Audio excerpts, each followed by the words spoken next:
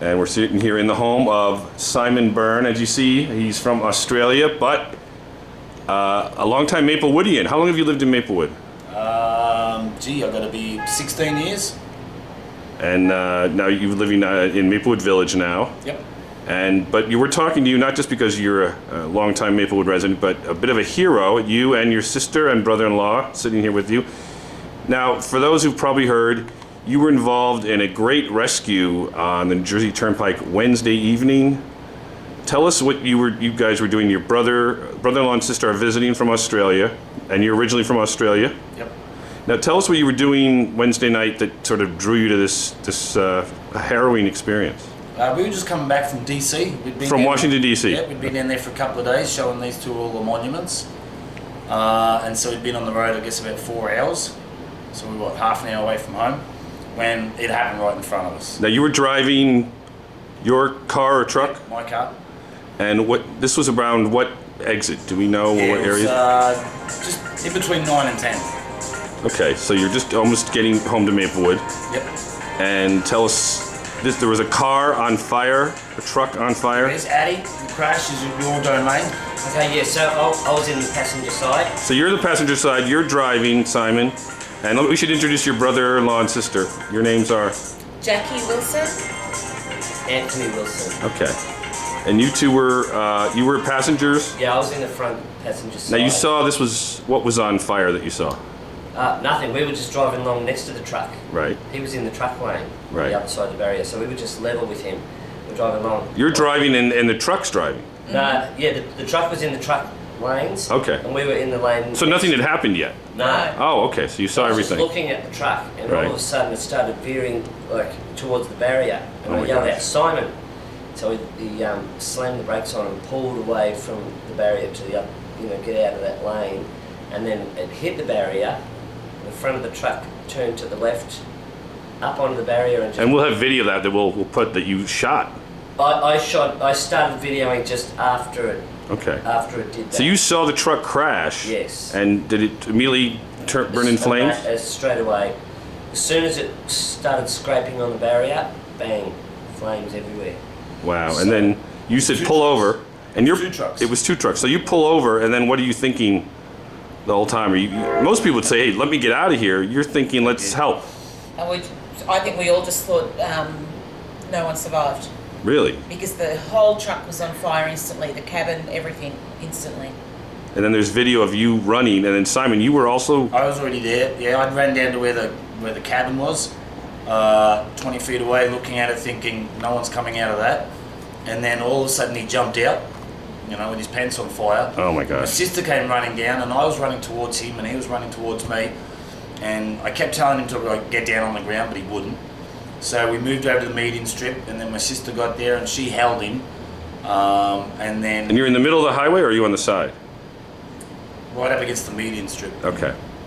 And then, tried to get his jeans off, because, we couldn't get him on the ground, so... He had a belt on. He had a belt on, he couldn't get the belt off. Couldn't get the belt off. How long did it take to get flames out that he was still on fire? He's probably, by the time he ran out and got him out, maybe 45 seconds. Oh my gosh. Maybe, I don't know, something like that. I mean, we got him down to his knees, and that's about as far as we could get him, and then it was like, well, just have to pat it out, so just patted out the fire, hands. With your bare hands? Yeah, and feet. And how are your hands? They're fine, just lost some hair, that's all. Oh. And then obviously the fire was out, and then we got his jeans off.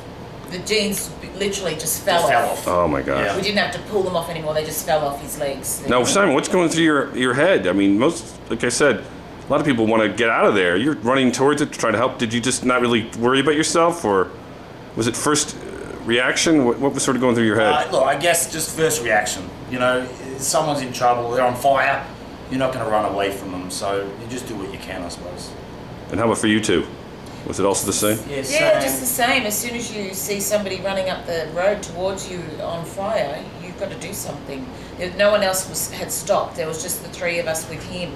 And the other truck driver as well, he had run across the road, but he seemed to be all right. So, you've got to help somebody when they need help.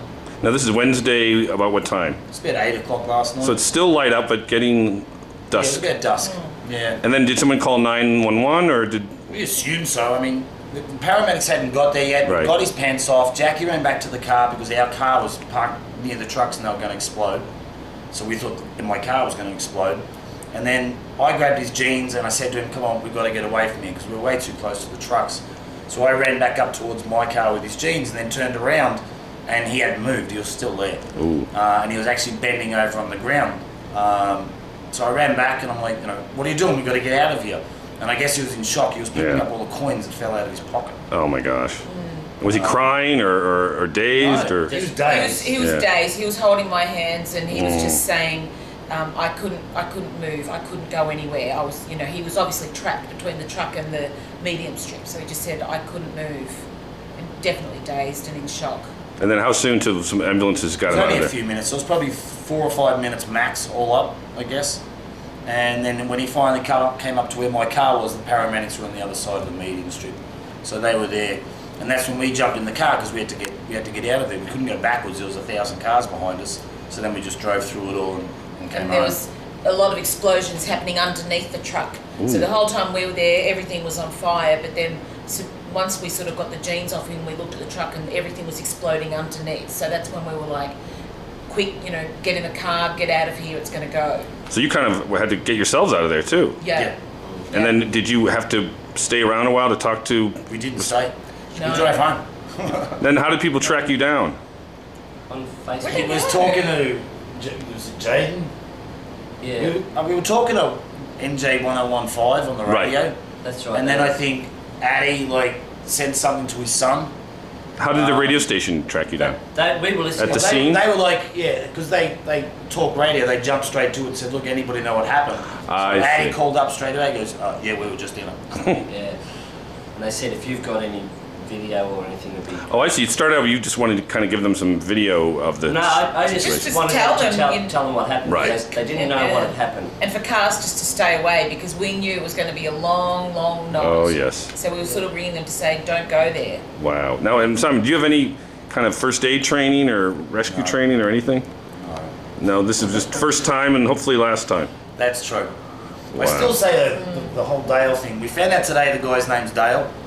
And he's which at is- St. Barnabas. St. Barnabas, but the irony of that is that our little brother, his name is Dale. Oh my gosh. So it was like Jackie and Simon with Dale. So, it's just, I thought it was kind of ironic. You never know what what things bring people together. That's true. Yeah. Well, I think everyone in Maplewood's very proud and glad that you were there to help and that you two were here to help as well. And also, what now? You work out of your home in Maplewood? I do. I run a recruitment agency out of my home. That's right. And what is that called? It's called talentmovement.net. And let's give them a little plug. You Give deserve them a little that. plug. What's the website?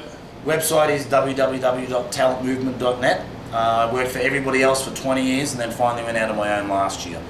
And pretty much recruit across the board and across the country. It doesn't really matter what industry or role.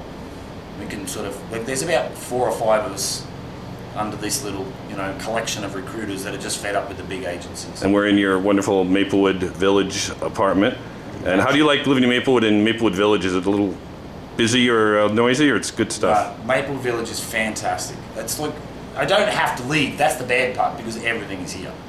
Well, that's good. Like restaurants, movie theatres, supermarket, bars, delis, whatever. So it is a great village. It's beautiful. It really is. And these guys have been raving about The it. most beautiful place we've been to. It's gorgeous. And how long are you in town? We're only here till Saturday, unfortunately. Well, you can always come back. Yeah. Well, now They're we off, will. they're off to Hawaii now.